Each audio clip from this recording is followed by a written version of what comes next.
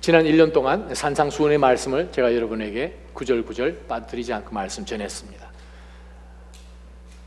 마태복음 5장, 6장, 7장을 예수님께서 여러 주제들을 갖고 말씀하시고 난 다음에 결론을 여러분 분명하게 기억하시죠? 그러므로 내 말을 듣고 그대로 실천해서 행동으로 옮기는 사람은 첫째는 지혜로운 사람이고, 그게 왜 지혜로운가? 자기의 인생을 모래 위에 짓지 않고 하나님의 그 약속 말씀하신 그 언약 위에 잘 세워서 그 집이 어떠한 풍랑이 치고 비바람이 불어도 절대로 흔들리고 또 폭삭 내려앉지 않기 때문에 바로 그렇게 살라라고 예수님께서 축도처럼 결론으로 내려주신 것을 아마 여러분 기억하실 것입니다. 그리고 왜 그렇습니까? 하나님의 말씀을 통해서 우리의 마음, 그동안 생각했던 그 생각이 바뀌면, 생각이 바뀌는 것을 통하여서 우리 안에 있는 feeling이 바뀝니다. 감성이 바뀝니다. 생각이 바뀌기 때문에 이것이 아니고 저거였구나. 감정이 바뀌게 되면 그 다음엔 우리의 행동이 바뀌게 됩니다. 그 행동이 바뀌면 예전에 하지 않았던 행동으로 돌이키고 예전에 늘 해왔던 행동을 끊어내고 이것을 계속 하는 가운데서 자연적으로 습관이 생기죠. 그러면 인생은 전혀 다른 궤도를 갈 수밖에 없습니다. 우리가 오늘 본문의 말씀을 가지고 우리 삶 가운데 던져야 할 질문이 있습니다. 내가 믿는 신앙은 그냥 입술로 하는 고백인가? 내 머릿속에 있는 어떤 추상적인, 관념적인, 철학적인 어떠한 것을 붙들고 있는가? 아니면 이것이 진짜인 것을 내가 확신하여서 내 속에 계시는 성령 하나님이 크고 작은 모든 이슈들 가운데 계속해서 말씀하시는 것을 내가 그대로 순종하며 내 삶이 5년 전, 10년 전, 아니면 1년 전 볼 때 그만큼 바뀌어져 있는가 하는 그것을 오늘 말씀을 통해서 한번 질문해 보는, 바로 그것이 오늘 말씀의 핵심입니다. 사실 산상수훈의 말씀을 전하고 난 다음에 무슨 말씀을 하나님이요 우리 낮아짐 교회에 전해야 됩니까? 기도하는 가운데서, 그리고 예수님의 배는 다르지만 동생인 야고보, 예수님 공생의 기간 동안에는 예수님 절대 믿지 않았고 예수님 미쳤다고 해서 잡으러 다녔던 동생이잖아요. 바로 그 야고보가 부활하신 예수 그리스도를 만나고 난 다음에 그는 인생이 그의 형님이라고 생각했던 그 형에 대한 생각이 바뀌고 그의 모든 감정이 바뀌고 그의 모든 선택과 습관이 완전히 바뀌어서 그는 초대 교회 때에 베드로와 함께 예루살렘 교회에 굉장히 중요한 역할을, 기독교 역사 가운데서 초대 교회에 굉장히 중요한 역할을 감당했던, 별명이 낙타의 무릎이라고 불릴 만큼 기도에 많이 했던 사람. 그래서 우리 신약 성경 가운데서 예수님이 설교하신 마태복음 5장, 6장, 7장과 가장 민첩하게 가까이 붙어 있는 내용의 서신서가 야고보서입니다. 서신 가운데서 가장 구약을 많이 인용한 성경도 야고보서입니다. 어떻게 읽어보면 아니 예수님이 설교하신 내용이 바로 여기에 있네 라고 생각될 만큼. 근데 야고보서를 들여다보면 우리가 한번 던져보낼 질문이 하나 있습니다. 왜 야고보서는 예수님이 하신 산상수훈의 말씀 많은 질문들을 동일하게 우리에게 던지면서 우리로 하여금 믿음이, 신앙이 입술에만 있고 관념에만 있는 신앙, 그것 죽은 신앙이고 진짜 믿음은 무엇인가? 속에 무엇이 있는지가 밖으로 드러나는 것이 진짜 믿음 아닙니까? 하는 것을 야고보가 우리에게 끊임없이 도전합니다. 그 이유가 있습니다. 야고보 사도가 흩어져 있는 모든 믿음의 사람들에게 야고보서를 편지할 때 그 당시 기독교에 큰 문제가 생겼습니다. 예수님이 이 땅 오셔서 3년 동안 말씀 전하시고 십자가에 달려서 죽으시고 말씀하신 대로 성경에 기록된 대로 사흘 만에 부활하시고 40일 동안 제자들과 함께 있으며 하나님의 나라를 선포하시고 저들 다시 한번 믿음 가운데 단단히 세워주시고 예수님 다 배신했고 예수님 모른다고 욕을 하면서 배신했던 그 베드로까지 예수님은 찾아가시고 그를 회복시키신 다음에 하나님께서 너희들을 위해서 주신 준비되어 있는 선물을 받기 전까지는 절대 예루살렘 떠나지 말라. 그러시고 예수님 승천하셨어요. 10일 동안 기도했어요. 오순절이 되었습니다. 오순절날 성령이 임하셨죠. 교회가 세워졌어요. 우리가 사도행전 2장에 보게 되면 하루에 복음을 선포받은 그 예수 그리스도를 믿고 난 다음에 3,000명이 세례를 받아서 교인으로 등록한 이야기를 우리가 사도행전에서 보죠. 급속한 속도로 복음이 전 로마 지역 가운데로 퍼져나가는 가운데서 세상은 두 가지의 반응을 보였습니다. 초기 기독교 로마 역사를 들여다볼 때 세상은, 로마는 이 복음에 대해서 두 가지의 반응을 보였는데, 첫 번째 반응은 무엇인가? 와, 이게 진짜구나. 복음을 기쁜 마음으로 받아들였어요. 두 번째 반응은 복음이 나를 찌르는 거예요. 내가 지금까지 정말 죄 많게 살았는데 이것이 즐거운 것이라고 생각을 했는데 죄라고 한 번도 생각하지 않고 나의 쾌락이라고 생각하고 이것이 옳은 길이라고 생각을 했는데 이것이 죄라고 말씀을 찔러주시니까, 자기의 죄를 자꾸 드러내 보여주니까 이것을 커버하기 위해서 핍박을 가하기 시작합니다. 기독교를 핍박합니다. 그래서 많은 사람들이 사실 순교를 했지요.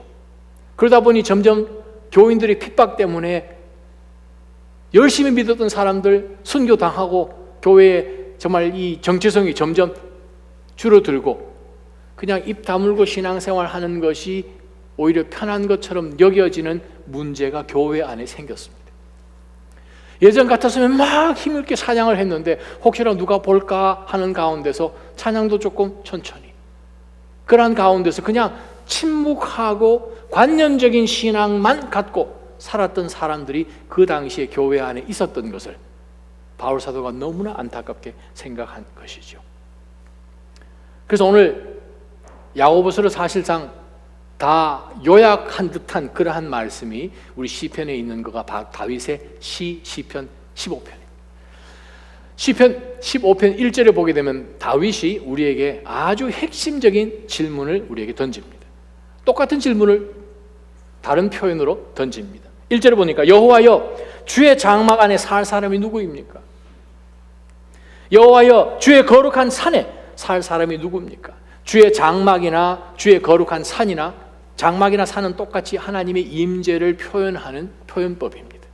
즉 하나님하고 밀접한 관계 속에서 하나님의 자녀로 그냥 잠깐 왔다 가는 나그네의 인생이 아니라, 잠깐 방문하고 그냥 안녕하세요 하고 가는 그러한 인생이 아니라 거기서 사는 사람이요, 하나님이 거하시는 그 집에, 하나님이 거하시는 거룩한 성산에 살고 있는 사람은 누구입니까? 여러분이 만약에 구약 사람이라면, 유대 사람이라면, 근동 사람이라면 우리 집에 산다라는 뜻은, 나그네가 아니라 산다는 뜻은 내가 이 사람을 모든 것 공급해주고 이 사람에게 프로텍션 해주는 딱 두 가지예요. 만약에 여러분이 Ancient Near East에 살았던 사람이란 딱 두 가지, Provision and Protection. 하나님이 우리에게 공급해 주시고 하나님이 우리 삶 가운데 보호해 주시는, 하나님이 그 보호의 그늘 아래 날개 밑에 사는 사람은 어떤 사람입니까? 그 질문인 거예요. 주일날 교회 와서 하나님 앞에 찬양하고 예배 드리고 그냥 나의 삶 가운데로 바로 돌이켜서 일주일을 살아내는 그러한 신앙 아니라, 정말 하나님께서 보실 때 항상 하나님의 거룩한 그 임재 안에 있는 그 사람은 누구일까요? 바로 그것을 다윗이 우리에게 던지는 질문입니다. 우리가 여기서 놓치지 말아야 될 것이 하나 있죠. 우리가 예수 그리스도를 구세주로 영접하게 되면 저와 여러분 바로 그 순간에 하나님의 자녀가 되잖아요. 하나님의 자녀가 되어서 정말 이 온 세상이 어떠한 권세도 하나님으로부터 여러분이 선물로 받은 성령, 성령의 은사, 하늘에게 하나님께서 준비해 놓으신 하늘의 신령한 여러분을 위한 기업, inheritance, 유산, 그 모든 것은 여러분에게 이미 주어졌어요. 이 땅 가운데 어떠한 고난을 당해도 하나님 아버지께서는 이미 여러분을 위하여서 여러분이 거할 곳을 예비해 두셨어요. 그래서 예수님이 말씀하셨잖아요. 내가 간다. 내 아버지 집에 너희들이 거할 곳이 많다. 내가 가서 예비할 것이다. 때가 되면 내가 다시 올 것이다. 말씀하셨어요. 여러분 한번 상상해 보십시다. 우리가 미국에서 집을 지으면 집 굉장히 빨리 짓잖아요. 거의 한 석주, 2주 하면 웬만한 사이즈의 집은 다 짓습니다. 제가 한번 예전에 여기 출장을 한번 온 적이 있었는데, 오래전에 한국에 나가서 이제 외국인 학교 있을 때 호텔이 있는데 바로 앞에 집을 짓는 것을 제가 호텔 방문을 통해서 봤는데 2주 만에 집을 지읍니다. 그 반석이 모래인지 반석인지 그건 잘 모르겠지만 미국 집 짓는 거 보면 한국 집 짓는 거랑 완전히 틀리잖아요. 빨리 짓잖아요. 자, 우리가 그것을 한번 생각해 보면서 우리가 이 땅 가운데 살 때에 예수님께서 이 온 우주를 창조하신 예수님이 2000년 전에 우리 아버지 집에 거할 곳 많다, 내가 집 준비하러 간다, 주님이 2000년 준비를 하셨으면 그 집이 여러분 거할 집이 얼마나 굉장한지 여러분 아시겠죠? 그것에 변함없다는 거예요. 할렐루야. 그런데도 불구하고 우리가 이 땅에 살고 있기 때문에 영원한 여러분의 유산과 하나님께서 예비하신 영원한 것은 있지만 이 땅 살아가는 가운데서 그 하나님의 나라로 소망하면서 이 땅에 살아가는 성도는 어떻게 살아야 하는가? 그것이 산상수훈의 말씀이었고 야고보서의 말씀이었고 바로 오늘 다윗이 우리에게 던지는 동일한 질문입니다. 오늘 이 말씀을 통해서 우리가 첫 번째 붙을 영적 교훈이 하나 있습니다. 신앙생활은 어떤 신앙? 실천적인 신앙생활은 반드시 드러나게 됩니다. 실천적인 신앙. 10년을 같이 회사에서 일을 했는데 어느 날 자기가 기도하는 것을 보고 동료가 자기 교회 다녔어? 네, 교회 다녔어. 이건 문제가 있는 거예요. 지금까지 완벽하게 속였는데 어느 날 들킨 거죠. 네, 신앙은, 실천적인 믿음은 반드시 삶 가운데 드러나게 됩니다. 자, 우리가 하나님 나라에 주님께서 예배해 놓으시고 우리 안에 성령의 은사를 주시고 성령 하나님이 내재하시고 우리에게 진리의 영이신 그리스도의 영이 우리를 인도하시는 이 모든 영적인 부분들, 영원한 하나님의 나라에 관한 것은 사실은 눈에 보이지 않습니다. 감정적으로 예수 그리스도를 영접했을 때 그 순간에 내가 감정적으로 우와 하는 뭐 그런 느낄 때도 있지만 안 느끼는 분들이 대부분 많아요. 영적인 부분들, 영원한 부분들. 그러나 이 땅 살아가는 가운데서 매일같이 우리가 그리스도인으로 살아가면서 우리가 사탄과 대항하고 이 세상의 모든 가치관과 대항하면서 살아가는 삶 가운데서 우리가 보여지는 것은 분명히 있습니다. 바로 그것을 다윗은 11가지로 요약하여서 오늘 본문 가운데 이렇게 말씀합니다. 우리가 만약 정말 하나님의 사람들이라면, 하나님의 장막 안에 살고 하나님의 거룩한 산에 사는 사람이라면 바로 이러한 사람들 아닙니까? 라고 다윗은 우리에게 이러한 특징이 있는지를 오늘 질문합니다. 오늘 11가지를 통해서 우리가 한번 내가 이러한 특징이 있는지 한번 질문을 내 스스로에게 한번 던져보십시오. 첫 번째 무엇입니까? 2장 1절에 보니까 올바로 행동하고 완전하다는 뜻이죠. 하나님이 임재 앞에 있다라는 바로 그 뜻입니다. 완전하여서 그가 모든 행동하고 생활하는 가운데서 순수하고 도덕적으로 온전한가? 바로 그렇게 살아가는 사람이에요. 바로 하나님 앞에서, 사람 앞에서가 아니라. 왜냐면 어디서 하십니까? 왜냐면 주의 장막에 거하잖아요. 주의 장막에 누가 거하시나요? 하나님께 하시거든요. 거룩한 산 누가 거하십니까? 하나님이 거하시거든요. 바로 그 하나님의 산에 거하는 사람은 모든 행동 가운데서 올바로 행동한다는 거예요. 기준은 하나님입니다. 죄송하지만 기준이 내가 아니고 기준이 세상도 아니고 하나님이라는 거예요. 올바로 행한다는 것은 무엇입니까? 하나님이 보실 때에 모든 상황 가운데서 온전하다는 거죠. 말씀에 기준하여서. 그런 인생은 어떤 인생인가? 잠언 20장 7절에 보니까 이렇게 온전하게 살아가는 자는 그 집도 행복하다라고 분명히 성경은 기록합니다. 여러분 가정이 행복이 되기를 주님의 이름으로 축원합니다. 특별히 Father's Day 애비들이 하나님 앞에서 온전히 행하기를 주님의 이름으로 축원합니다. 그러면 어떻게 해요? 성경은 말씀하시잖아요. 그 가정도 행복하다. 할렐루야. 그래서 생긴 것이 아버지 학교잖아요. 아버지가 살아야 가정이 살고, 가정이 살아야 사회가 살고, 사회가 살아야 국가가 산다. 아버지 학교 하신 분들 이걸 해보셨잖아요. 네. 주님 제가 아버지입니다. 그죠? 기억 안 나시나요? 아버지 학교 빨리 한번 해야 되겠네. 다시 한번요. 2절 중반 한번 보십시다. 두 번째 어떤 사람입니까? 의를 행하는 사람이요. 의를 행한다. 의라는 단어를 신약 사전을 한번 찾아보니까 이렇게 나옵니다. New Dictionary of Theology라고 신약 사전이 하나 있는데, 의는 정의, 미덕, 같은 추상적인 개념이 아니라 공동체 속에서 결과적으로 옳은 행동으로 늘 보이며 살아가는 것이라고 정의되어 있습니다. 우리가 생각하는 의롭게 사는 것, 의를 행하며 하는 이것은 내가 관념 속에서 의, 하나님께서 예수 그리스도를 통하여 믿음으로 나에게 입혀주는 그 의, 그런 의가 아니라 한 단계 더 나가는 거죠. 우리 삶 가운데 그것이 나타나야 된다는 거예요. 어디 안에서? 공동체 안에서. 왜 그렇습니까? 혼자 떨어져 있는 그리스도인은 존재할 수가 없거든요. 그리스도의 몸이 잘려져서 떨어져 나가지 않잖아요. 하나로 다 연결되어서 하나님의 거룩한 성전으로 함께 지어짐을 받고 있잖아요. 에베소서 2장. 그럴 때 의라는 것은 의롭게 행동하는 것. 모든 상황 가운데서 하나님 앞이니까 공동체 안에서 의롭게 행하는 것. 윤리적으로나 도덕적으로나 바로 그것을 다윗이 우리에게 이야기해 줍니다. 정직하게 사는 거죠. 세 번째 말씀 보면 2절 하반절을 보니까 마음으로 진실을 말하고, 재미납니다. 성경의 유일무이한 말씀이에요. 다른 성경 구절이 이 구절이 안 나와요. 무슨 말이요? 마음으로 진실을 말하고 하는 것은 성경 신구약에서 딱 요 구절만 나옵니다. 무슨 뜻이에요? 다윗이 던지는 질문은 무엇입니까? 진실을 말하되 말로 진실을 말하는 것 너머로 마음에서 진실을 말하는 거예요. 안에 거짓이 있으면 거짓이 나오잖아요. 안에 거짓이 있어도 거짓말처럼 이렇게 좋은 말로 할 수도 있어요. 그런데 하나님 앞에 거하는 사람, 거룩한 하나님의 산에 거하고 있는 하늘 백성들은 어떻게 해야 되는가?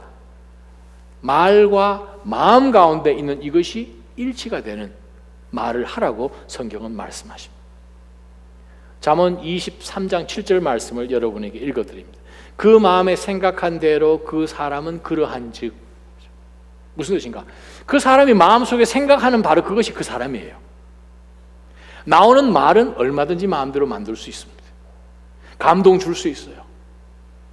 그런데 그 마음 속에 있는 그것이 그 사람의 본질이라고 잠언 23장 7절은 분명히 말씀합니다. 그래서 오늘 성경은 뭐라고 말씀하시는 거 아니? 하나님의 그 거룩한 성산, 장막에 거하는 사람은 마음으로 진실을 말한다는 거예요. 사랑하는 나자님 성도 여러분, 마음으로 말씀하시기를 주님의 이름으로 축원합니다. 바로 그거예요. 마음엔 다른 생각이 있는데 말로 바뀌어지는 그거 말고 하나님 다 하시잖아요. 그래서 성경은 말씀하십니다. 마음으로 진실을 말하라. 바로 그것이 믿음 있는 사람의 특징이라. 마음은 다른 생각 가지고 있는데 말로만 왜? 자기의 체면을, 자기의 방어 기제를 사용해서 자기를 계속해서 프로텍트하기 위해서 말만 바꾸는 것은 하나님이 보실 때에 가증한 것이잖아요. 그래서 다윗은 질문합니다. 우리로 하여금 마음으로 진실을 말하고 있는가?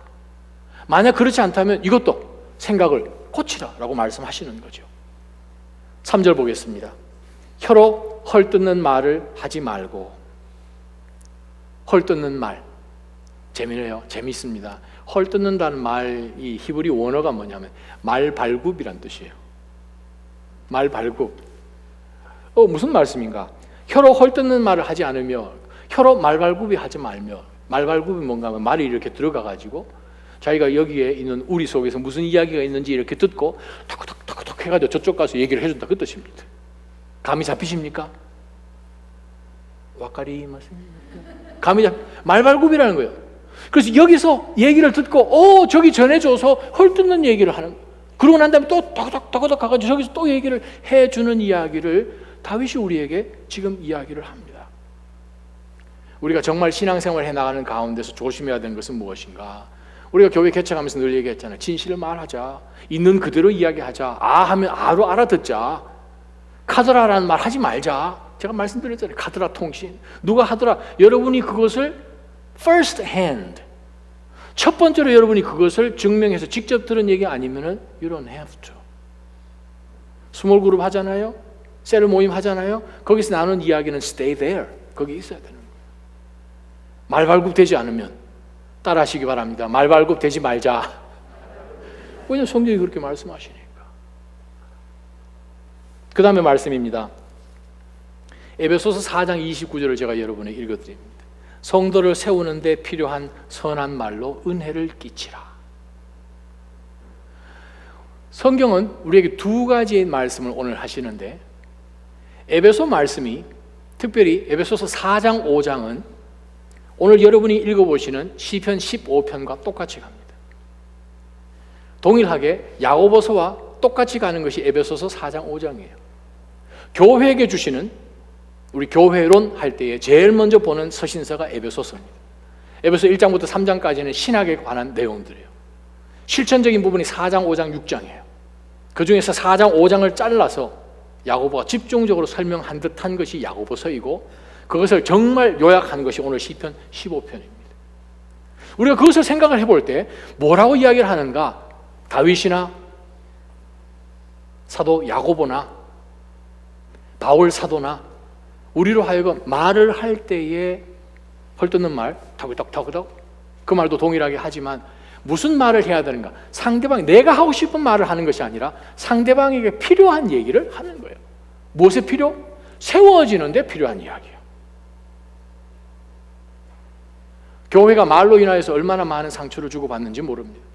필요한 말, 상대방에게 뭐가 세워주기 위해서 필요한 말을 해서 결과는 은혜를 끼치도록 하라라는 것이 바울 사도의 말씀이고, 오늘 다윗이 우리에게 준 말씀이에요.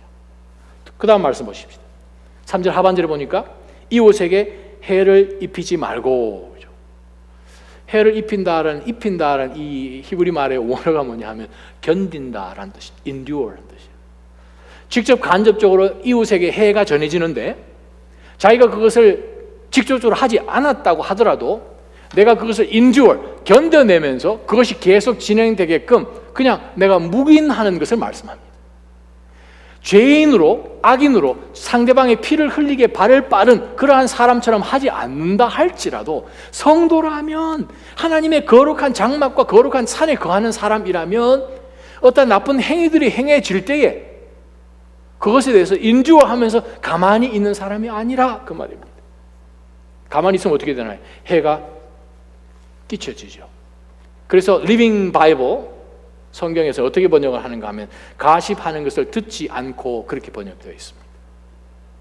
그래요.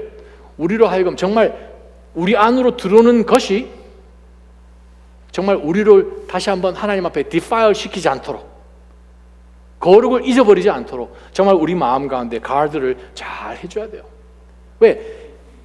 하나님이 진리가 아니고 거짓이 행해지는 가운데서 그것을 계속해서 인듀어하는 가운데서는 사실은 악이 행해지는 거죠. 악이 행해지는 것을 우리가 묵인하는 것이고 지지하는 것이기 때문에, 그러나 하나님의 사람들은 그렇게 하지 말라고 다윗은 이야기합니다. 3절 하반절입니다. 동료들에게 누명을 씌우지 않고, 누명을 씌운다는 이 히브리 말은 날카롭게 찌른다는 뜻입니다. 그전에는 사실 앞부분의 말씀들은 그냥 특정한 대상이 없는데 바로 여기에 와서 3절 하반절에 동료라는 단어, 공동체 안으로 쑥 들어옵니다. 친구로 번역되어 있죠. 동료에게 그동안에 이 사람을 믿고 내가 하는 모든 내용 이야기들 다 나눴어요. 삶을 다 나눴어요. 근데 어느 순간에 어떠한 계기로 인하여서 정말 나의 모든 약한 부분, 슬펐던 내용들, 남들에게 정말 입 잘 떨어지지 않은 그런 내용까지 다 해줬는데 어떤 상황으로 인하여서 변해졌어요. 그랬더니 이 동료가 나를 찔러요. 내가 당신 약점을 안다는 거죠. 그게 이 히브리 배경입니다. 공동체는 서로서로의 아픔, 그것을 기억하면서 내가 함께 그것을 짊어지고 나도 그 고난을 함께 가고 내가 그 짐을 함께 지고 나누고 하는 그것을 이야기하는 것이지 찌르는 것이 아니라라는 것을 다윗은 우리에게 이야기합니다. 자기가 잘못이 하나님의 말씀을 통해서 밝혀지면 하나님 앞에 회개하고, 동료, 같은 믿음 친구들 안에서 말씀으로 우리가 서로를 세워주는 가운데서 주님이 원하시는 그 길을 가게 될 때에 결단하고 그 길을 가는데, 때로는 우리가 믿음으로 시험에서 넘어졌을 때에 우리가 자신이 잘못한 것을 하나님 앞에 회개하고 돌이키면 되는데, 생각을 바꾸고 감정을 바꾸고 선택을 바꿔서 습관이 바뀌어지면 다른 삶을 살게 되는데, 자기가 지은 그 잘못한 그것을 회개하지 않으면 어떻게 되나요? 인간의 본성은 저와 여러분 동일하잖아요. 기다립니다. 그러다가 어떠한 사건이 딱 하나 벌어지면 자기의 잘못을 커버하기 위해서 찌르죠. 뒤집어 씌우죠. 자기가 잘못한 거 아니라고. 당신이 그래서 야기한 거 아니냐고. 바로 그것을 다윗은 우리에게 말씀합니다. 동료에게 누명을 씌우지 마십시오. 찌르지 말라는 거예요. 그 다음에 말씀 보십시다. 타락한 사람을 경멸하고, 4절 제일 첫 번째 보게 되면 타락한다라는 구약적인 개념은 무엇입니까? 하나님과 연관되어 있는 모든 것을 무시한다라는 뜻이죠. 하나님께서 기뻐하시고 성도들이 기뻐하고 찬양하고 감사하는 그 모든 영적인 그것을 아주 무시하는 그러한 사람들을 타락한 사람들인데, 그러한 사람들과 어소시에이트 하지 힘든 거죠. 우리가 예수 그리스도를 구세주로 영접하여서 우리의 모든 악한 것들을 다 십자가에 못 박고 우리의 죄성과 이 모든 것이 이미 죽었다고 판단하고 우리가 성령 받고 은혜로 나오지 않습니까? 그러한 가운데서 우리가 양다리로 두 인생을 사는 것은 불가능하죠. 다윗은 우리에게 뭐라고 도전을 주는 거 하니, 타락한 사람들, 즉 타락한 그러한 삶의 패턴을 우리가 경멸하고 주를 계속 붙들어야 된다는 거예요. 근데 우리 생활하는 가운데서 때로는 죄인, 우리 예전에 했던 그 모습들이 어느 순간에 나오는 것을 우리가 경계하지 않으면 우리 삶 가운데 그것이 조금씩 영적으로 우리를 침식시킬 것입니다. 4절 중간의 말씀, 여호와를 경외하는 사람을 존경하고, 하나님을 두려워하니까 하나님을 경외하는 사랑하는 믿음의 지체들을 존경하고, 또 하나님께서 어떻게 그러한 위치에 준 사람을 우리가 로마서 13장 7절에 보게 되면 하나님 앞에 경외해야 되니까 하나님이 두려움을 줄 수 있는 사람들을 세워줬으면 세금 내야 될 건 내야 되고, 관세며 하나님의 높은 지위며 사회적인 그러한 정치며 국가적으로 그 지위를 한 사람들을 세워줬을 때 그 사람들한테 당연하게 리스펙트 하는 것, 바로 동일한 거예요. 다 포함된 것. 그리스도인은 직장 갈 때도 제일 일찍 가셔야 돼요. 퇴근할 때도 제일 늦게 하셔야 되고요. 누가 아무나 하지 않아도 그거 다 하는 이유는 난 당신 때문에 하는 것이 아니라 하나님 때문에 하는 거죠. 바로 그것이 그리스도인에게 있을 때에 세상 사람들은 리스펙트가 되게 되는 거죠. 세상하고 똑같이 살면 그리스도가 구세주인 것이 보여질 수 있는 방법이 전혀 없습니다. 4절 하반절이요. 손해를 봐도 맹세를 지키고, 손해를 봐도 맹세를 지키고. 말을 했어요. 그 말은 철두철미하게 끝까지 지키는 거예요. 상황이 바뀌었어요. 나한테 손해예요. 아니, 어떤 사람이 누가 도와주겠다고 그랬는데, 예를 들어서 환율이 바뀌었어요. 아유, 큰일 난 거예요. 손해가 많이 된 거예요. 그래도 지키는 거예요. 말을 했으니 약속 반드시 지키는 reliable한 사람이다, 그 말이죠. 그러한 사람은 세상에서 볼 수가 없기 때문에 정말 여러분 천연기념물처럼 세상에서 여러분을 찾을 것입니다. 그리스도인만 찾을 것입니다. 그러한 여러분 되시기를 주님의 이름으로 축원합니다. 어느 일이 있어도 이 사람은 믿을만하다, 그리스도인들이 되어야 됩니다. 왜요? 진리가 우리 안에 거하시니까. 바로 그것을 다윗이 이야기합니다. 그 상대는 얼마나 속이는 사람도 많았겠어요. 우리 역사적인 보고 구약의 사건들 보게 되면 속이는 사람이 참 많았는데도 불구하고 손해가 되어도 손해인 줄 알면서 하는 거지요. 바로 그것이 구원받은 백성의 특징이라고 다윗은 이야기합니다. 이러한 것이 우리 삶 가운데 드러나 보여줘야 됩니다. 5절 첫 번째요. 돈을 빌려주면서 이자를 많이 받지 않고. 원래 이 유대 헌법상 이자 많이 받는 것은 금지죠. 또 유대인들에게 이자 받는 것은 사실 금지예요. 레위기 25장이나 신명기 23장에 보게 되면 유대 나라에서는 이자 놀이하는 것은 금지예요. 이건 헌법적으로 이건 있을 수가 없는 일이에요. 구약 유명한 학자가 있어요. 앨런 로스라고. 바로 그분이 이것을 어떻게 해석하는가 하면은 이빨 자국을 내지 않고라고 번역하면 제일 좋다 그랬어요. 무슨 뜻인가 하면 너 나한테 돈 안 갚아? 이자 안 갚아? 해가지고 이빨로 무는 거예요. 깍 물어서 놓으면 이빨 자국이 있는 거죠. 그것을 생각해 볼 때 우리 믿음의 사람들은 하나님 나라의 모든 소망을 두었기 때문에 이 땅 가운데 있는 그것을 꽉 붙잡지 않는다는 뜻이에요. 느슨하게 살라는 거예요. 물질에 대해서 느슨하시기를 주님의 이름으로 축원합니다. 물질 갖고 천국 안 가거든요. 장례식에 갈 때 뒤에 유홀 끌고 가는 거 여러분 본 적 있으십니까? 자기 묻혀야 되니까 계속 끌고 가겠다고. 예전에 그런 이 커머셜이 광고가 하나 있긴 있었어요. 여러분 기억하시나요? 그 인피니티 회사, 자동차 회사 그룹 인피니티 그 Q45인가 뭐 그때 선전할 때에 차가 너무 좋아가지고 그 차 타던 사람이 죽었는데 관 옆에 땅을 파가지고 그 차를 묻는 그 커머셜이 한번 있었어요. 네, 그건 너무 익스트림한 것이고, 우리가 이 땅 가운데 누리는 어떤 것도 가져갈 수 없는 거예요. 그래서 이 물질에 대해서도 느슨한 것이 바로 그리스도인의 특징이 되어야 된다는 거예요. 물질에 사로잡히지 않기를 주님의 이름으로 축원합니다. 마지막 5절 하반절에 보게 되면 뇌물을 받지 않고 죄 없는 사람을 억울하게 하지 않는 사람, 즉 세상의 물질로 살 수 없는 사람이라는 뜻이에요. 뇌물로 마음이 절대로 옮겨지지 않는 사람, 바로 그러한 사람이 너무나 귀하기 때문에 세상에서는 도저히 할 수가 없고, 이러한 사람들은 바로 하나님의 백성들로 하나님의 거룩한 성산, 하나님의 장막 안에 거하는 사람들이에요. 실천적인 신앙은 반드시 드러납니다. 실천적인 신앙은 숨길 수가 없습니다. 왜? 이 세상하고 전혀 다른 모습이기 때문에. 바로 그러한 삶으로 살 때는 하나님께서는 우리를 계속해서 사랑하시죠. 그러면 그러한 실천적인 신앙을 가진 사람은 어떤 보상이 있습니까? 두 번째 영적 교훈은 바로 5절 하반절에 있습니다. 다윗이 하나님의 마음에 합했다고 유일무이하게 성경에 기록된 바로 그 다윗이 이렇게 이야기합니다. 이렇게 행동하는 사람은, 이러한 생각을 가지고, 그런 뜻이 아니죠. 이런 가치관을, 그게 아니고 이렇게 행동하는 사람은, 실질적으로 행동하는 사람은 절대로 흔들리지 않을 것입니다. 무슨 말이에요?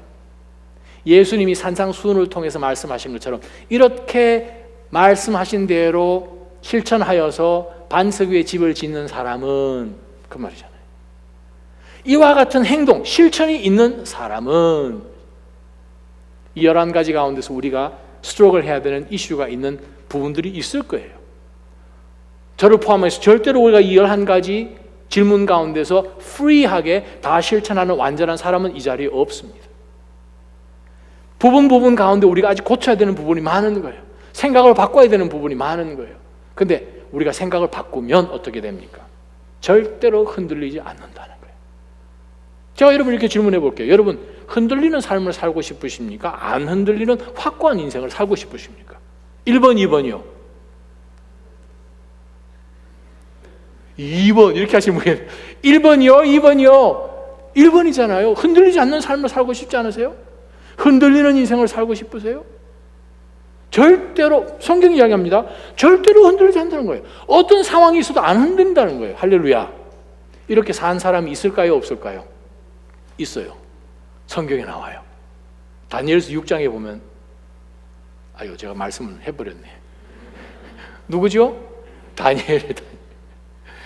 이 다리오 대왕이 그 온 이 페르시아를 이 통치를 하는 가운데서 그 페르시아를 126개로 나눠 가지고 장관을 다 세웠어요. 지방 장관을 다 세워 가지고 그 큰 뭐 제국이니까 전 세계 유일무이한 그 당시 하나밖에 없는 제국을 통치를 혼자 다 못 하니까 장관들을 세워 가지고 그 장관이 그 지방을 다스리도록 도를 126개로 나누는 거죠. 그 126명의 이 장관들을 통치할 수 있는 총리를 3명을 세웠어요. 커미셔너스. 총리를 3명 세웠는데 그 3명 중에 한 사람이 다니엘이에요. 근데 다니엘이 이 3명 중에서 제일 높은 사람이었어요. 3명 중에서 제일 높은 군부 총리가 다니엘이고 나머지 2명의 커미셔너가 있고 밑에 장관들이 126명이 있었어요. 그랬더니 지금 유대에서 끌려와서 노예 출신인 신분도 시원찮은 왕골도 아닌 이 사람이 지금 제일 높은 지휘관으로 있으니까 밑에 사람들이, 페르시아 사람들이 얼마나 이 다니엘을 싫어했을 거예요. 왕이 다니엘을, 온 나라를 다스리는 126개의 장관들 위에 3명의 커미셔너, 가장 총리 대신 중에서도 제일 높은 사람을 했으니 무조건 화살은 다니엘입니다. 그래서 이들이 작정하고 스파이를 풀고 털어서 먼지 안 나는 사람 인자 털어라 했죠. 그들이 털었어요. 문제 안 나왔네요. 할렐루야. 이게 어떻게 가능합니까? 우리의 힘으로 가능하지 않습니다. 다니엘은요, 항상 하나님 앞에 서 있었어요. 하나님의 거룩한 장막, 하나님의 거룩한 산을 떠나서 살지 않기를 주님의 이름으로 축원합니다. 나머지는 성령 하나님께서 하시거든요.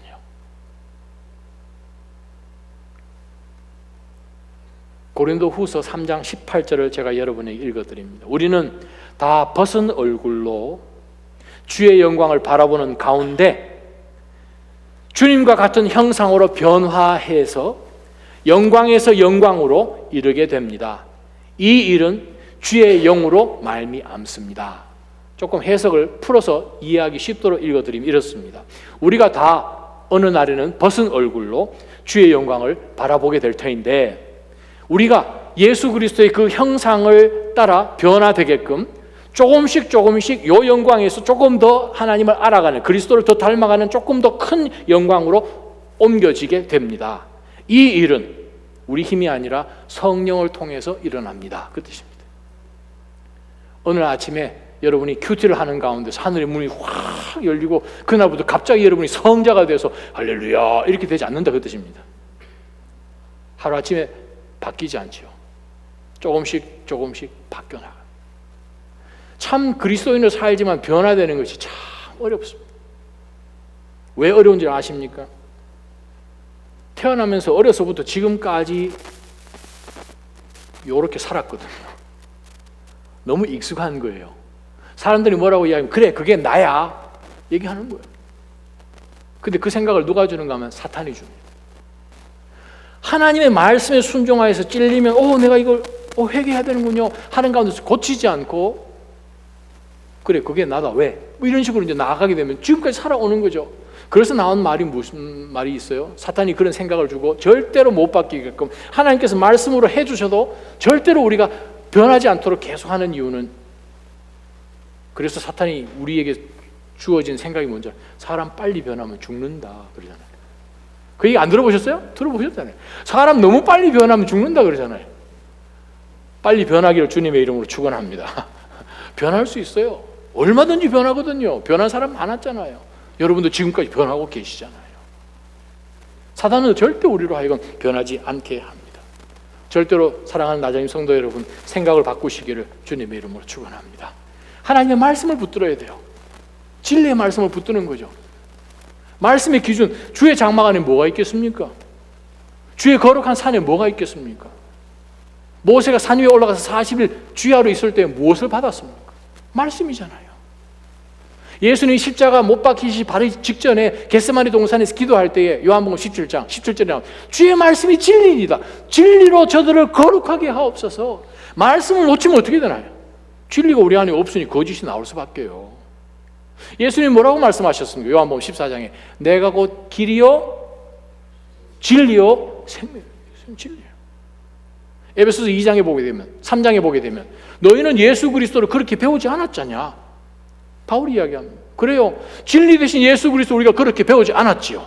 그렇다면 진리 대신 예수 그리스도 그렇게 배우지 않고 진리를 진짜 배웠다면 우리 속에 있는 그 진리가 우리 삶을 통해서 나오는 거죠. 사랑하는 나자님 성도 여러분, 오늘도 보니까 시편 15편에 나와 있는 내용 가운데서 공동체가 있습니다. 교회요. 스몰 그룹을 비롯하여서 각 부서마다 공동체가 있는, 동료가 있는 거예요. 믿음의 동지들이 있고 친구들이 있는 거예요. 바로 신앙 가운데서 절대로 신앙은 혼자 신앙하는 그것은 신약에서 이야기하는 그리스도인은 절대 아닙니다. 그러면 예수님이 교회 세울 일도 없으셨고 성령의 은사를 주실 일도 없고 성령의 은사를 각각 다르게 줘서 서로를 유익하도록 하신 일도 아예 없으셨고 아예 성령 하나님이 땅 가운데 내리시지도 않으셨습니다. 교회는 그리스도의 몸입니다. 그 공동체 안에서 우리가 서로가 필요하다는 거예요. 내가 잘못한 건 뭐 없어? 나누는 거죠. 내가 내 자신을 많이 잘 못 보니까. 내가 못 보니까. 우리 어제 축구 했잖아요. 와, 할렐루야. 지긴 졌지만 잘했어요. 여러분 그거 아세요? 이강인 선수가 발렌시아가 거기 뛰고 있죠. 아유, 그 사람을 이적하는데 드는 돈이 뭐 천문학적인 돈이더구만요. 그 사람을 다른 구단으로 빼는데 드는 돈이 뭐 2천억? 2천억. 와우 한번 하셔야 되는데 축구를 도대체 얼마나 잘했으면. 그래서 제가 한번 구글을 한번 찾아봤어요. 이 사람이 다섯 살 때부터 축구를 했는데 그때부터 신동 소리를 들어가면서 했는데 성장하는 그 내용을 구글 한번 보는데 축구를 정말 잘하더라고요. 근데 제가 더 놀란 게 있어요. 이 전 세계 정말 이번 골든 글로브 상까지 받았는데 이 뛰어난 선수가 코치가 있어요. 이렇게 잘하는데 무슨 코치가 필요해요? 코치가 아무리 잘해도 이 사람보다 잘하겠습니까? 근데도 코치가 필요해요. 전 세계 제일 노래 잘하는 성악가들 코치가 있어요. 피아노 명장들 코치가 있어요. 동일합니다. 우리 코치 필요해요. 동료가 필요하고요. 멘토가 필요하고요. 함께 나아가는 것이 필요해요. 그래야 우리 삶 가운데서 이 11가지 질문 가운데 혹시라도 우리가 벗어나는 것이 있는지 우리가 깨달아야겠죠. 서로 믿음 가운데서 도전을 주어서 세워주고 함께 은혜를 끼치는 그러한 공동체 되기를, 그렇게 더 변화하기를 주님의 이름으로 축원합니다. 기도하십시다. 살아계신 하나님 아버지, 영원하신 이 하나님의 말씀, 주여 여기서 저희가 어떻게 한 걸음이라도 벗어날 수 있겠습니까?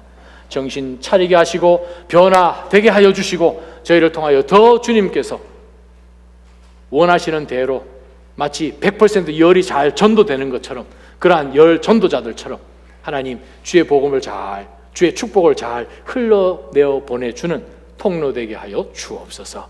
예수님의 이름으로 기도합니다. 아멘.